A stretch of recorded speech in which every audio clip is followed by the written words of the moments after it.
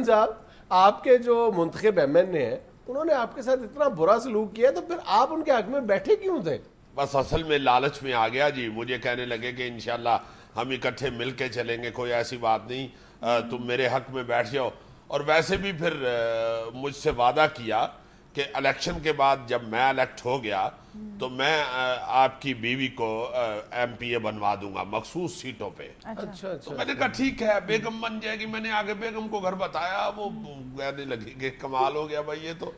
بلکہ اس نے تو 5-6 دن ایم پی اے کا بیہیو بھی کیا گھر میں, محلے میں, وہ سفید چادر سی ڈال کے اور وہ دوپٹہ لے کے, تو پھر ہی کچھ دن گلی میں لوگوں کو ملی گلی. بلکہ 1-2 دن اس نے گھر میں صحن کے اندر ہی ریبن باندھ کے تو افتتاح بھی کیے. حالانکہ کوئی ایسی بات نہیں تھی, آگے تو نلکا ہی لگا ہوا تھا, وہ تو ویسے ٹرائی کر رہی تھی. تو اس کے بعد جب الیکشن ہو گیا تو موصوف نے اپنی بیوی کو ایم پی اے بنوا لیا. میں نے کہا حضور آپ نے کہا تھا کہ تمہاری بیوی کو ایم پی اے بنوا دوں گا. تو کہنے لگے نہیں تمہاری کو تو نہیں تھا کہا, میں نے کہا تھا بیوی کو ایم پی اے بنوا دیا. تو اپنی بیوی کو بنوا دیا, بات تو ایک ہی ہے. میں چپ کر گیا, میں نے کہا بھائی ٹھیک ہے. تو یہ لوگ جو ہیں یہ جیتنے کے بعد تو پھر اپنا ہی مفاد سوچتے ہیں, سب کو اپنی اپنی بڑی ہوتی ہے. حالانکہ 1 سیٹ ان کے پاس آ گئی تھی, ان کو کیا ضرورت تھی 2 سیٹوں کی ایک ہی گھر میں. آپ کو یہ پتا ہونا چاہیے تھا کہ جو M N A M P As ہیں یہ اپنی رشتہ دار خواتین کو اسمبلی میں لے کے آتے ہیں. دیکھے نہیں نتائج آپ نے؟ ہاں جی ہاں جی, کسی کی بیوی, کسی کی سالی, کسی کی بہو, کسی کی بیٹی, سب وہی آ گئی ہیں خواتین رشتہ دار. بالکل. صاحب یہ رشتہ دار خواتین کو الیکٹ کروانے کی دوڑ میں وہ مرد حضرات بھی پیچھے نہیں رہے, وہ ایم این ایز, وہ ایم پی ایز, وہ مختلف سیاسی رہنما کسی طور پر پیچھے نہیں رہے, جو مختلف ٹاک شوز میں بیٹھ کے موروثی سیاست کے خلاف تقریریں کرتے رہے. جی جی جی, انہوں نے پہلے الیکٹ کروائی ہیں خواتین. اور ایک پر بھی نہیں اتفاق کیا. کئی لوگوں نے تو 3-3 4-4 خواتین الیکٹ کروائی. ہاں جی, فیملی بڑی بھی ہوتی ہے نا جی, اکاموڈیٹ تو کرتے ہیں. اور کوئی سیاسی جماعت بھی اس دوڑ میں پیچھے نہیں رہی. نون لیگ, کاف league, Peoples party, Tehreek Insaf, ایک سے ایک زیادہ, ایک سے ایک بڑھ, سارے جیسے اپنی اپنی جو آگے نسل ہے اس کو سیاست میں لانے کے شوقین. نون لیگ کے سینیٹر جعفر اقبال, انہوں نے اپنی بیٹی زیب جعفر کو, جو پہلے ایم پی اے الیکٹ کروایا تھا اور کہا جاتا ہے کہ ایم پی اے کے طور پہ ان کی کارکردگی نہ ہونے کے برابر تھی, اور اب صرف یعنی جعفر اقبال صاحب کی بیٹی ہونے کی وجہ سے ایم پی اے سے وہ ایلیویٹ ہو کے ایم این اے بن گئی. بھتیجی ان کی بھی مائزہ حمید, وہ بھی اسی طرح پہلے ایم پی اے تھی, اب وہ بھی ایم این اے ہو گئی. بن گئی. اور مطلب نون لیگ میں سب سے زیادہ اصول پرستی کی بات کرنے والے مشاہد اللہ صاحب, جی جی, کیسی زبردست تقریر فرماتے ہیں, اور بیچ میں سانس بھی لیتے ہیں. انہوں نے اپنی بیٹی کو الیکٹ کروا دیا. اور اس طرح ایزی بات کرتے ہیں جیسے آگے سارے شودر بیٹھے ہوئے ہیں اور سارے گندے لوگ ہیں, اور صرف میں بیچ میں اکیلا.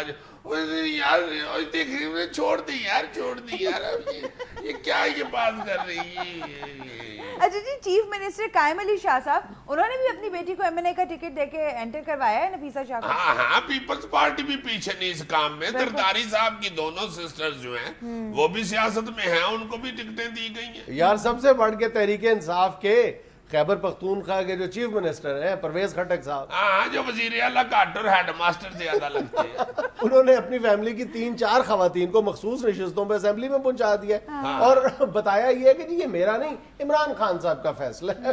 بھئی یہ تو ہر سیاسی جماعت کا قائد ہی فیصلہ کرتا ہے. ہاں جی, اور کریڈٹ یہ لیتے ہیں کہ میں خیبر پختونخوا سے اپنی گاڑی پہ عمران خان صاحب کو ملنے آتا ہوں. بھئی یہ تو ٹھیک ہے, مگر ادھر 4 سیٹیں بھی تو لے بیٹھے ہیں آپ. ساری سیاسی جماعتوں کا یہی حال ہے پیکوان صاحب. ہاں جی, پتہ نہیں کہاں ہے یہ حال, ہم تو آپ کے سامنے بیٹھے ہوئے ڈنگے ہوئے, وعدہ کروا کے بھی جناب ہم تو بیٹھے, کوئی کسی نے خیال ہی نہیں کیا. اب تو میں اپنے ایم این اے کو کہہ رہا ہوں کہ یار وہ جو جن لوگوں کو آپ اپنی ایم این اے کی پلیٹ لگانے کی اجازت دیتے ہو مجھے اسی میں شامل کر لو.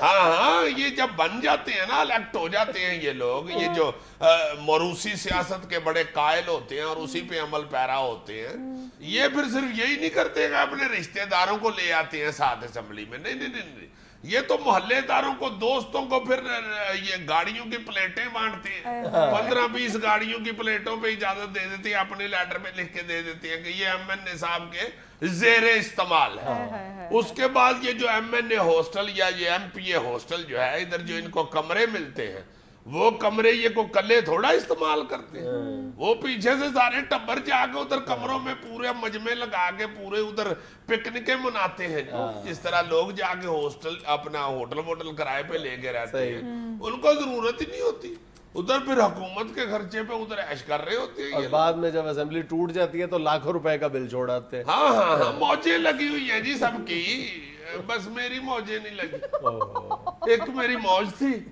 وہ بھی نہیں لگی وہ کیا تھی یہی چیز کہ چلو میں تو بیٹھ گیا خود ہی میں یہی چاہ رہا تھا کہ آپ کی بات بھی پہنچ جاتی اسمبلی میں مگر نہیں حالانکہ میں نے اسے پوری تیاری کروائی تھی میں نے تو یہاں تک کہا تھا کہ جب تم الیکٹ ہو جاؤ گی تو اس کے بعد جب اسمبلی جاؤ گی تو یہ میڈیا والے آج کل بڑے شرارتی ہو گئے ہوئے ہیں یہ مائک آگے کر کے پوچھنا شروع کر دیتے ہیں آٹا کیا بھاؤ ہے اور فلاں دال کا کیا بھاؤ ہے آپ یقین کریں جنید صاحب ساری دالوں کے اس کو نام یاد کروائے ان کے ریٹ یاد کروائے آٹے کا ریٹ یاد کروایا بڑی تیاری کروائی اس کو مگر رہ گئی بیچاری کسی نے نہیں خیال کیا اب روزانہ مجھے ہی کہتی رہتی ہے آٹا دیکھو کتنا مہنگا ہو گیا کو حیا کرو میں کہتا ہوں میں نے مہنگا کیا آگے سے کہتی ہے تم نے مہنگا نہیں کیا یاد تو تم نے مجھے کروایا تھا کہ آٹا کتنا مہنگا ہے ناظرین یہ سب کچھ تھا حسب حال اپنا فیڈ بیک ضرور دیجیے گا خوش رہیں خوش رکھیں آپ سے ملاقات ہوگی انشاءاللہ نیکسٹ ویک اللہ حافظ